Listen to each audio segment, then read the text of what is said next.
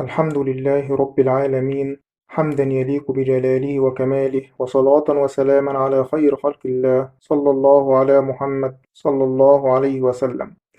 إن شاء الله رب العالمين حلقتنا النهاردة هنتكلم عن وصفة بسيطة هتخلصنا أو هتقلل من أعراض نزلات البرد والزكام والسعال والكحة.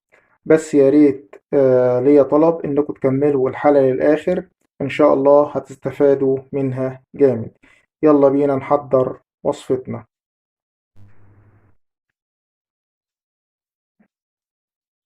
معلقة كركم صغيرة،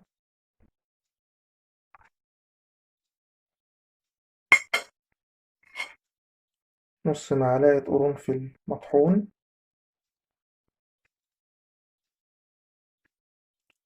بعد كده هنصب المية المغلية،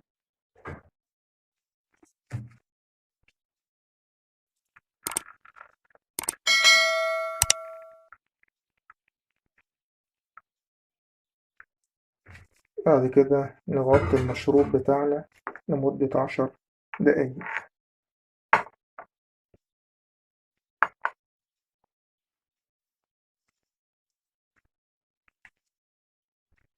بعد مرور ال10 دقايق نحط معلقة عسل نحل صغيرة،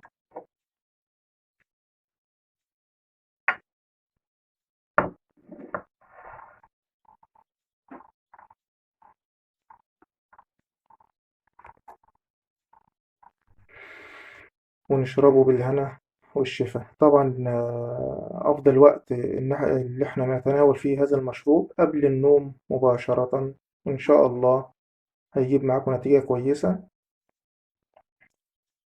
زي ما قلنا لحضراتكم في أول الحلقة إن الوصفة دي معمولة للتخلص من أعراض الزكام ونزلات البرد والسعال والكحة والتهاب الحلق، بس أكيد ليها فوائد تانية كتيرة.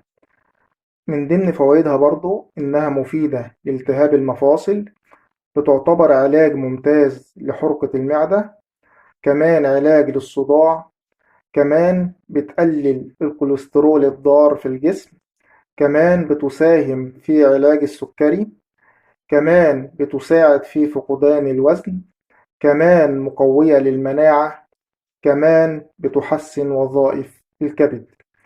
أنا كده خلصت حلقتي، بس أتمنى من الله سبحانه وتعالى إن أنا أكون قدمت لكم معلومة صغيرة. انتظروني في حلقات قادمة، والسلام عليكم ورحمة الله وبركاته.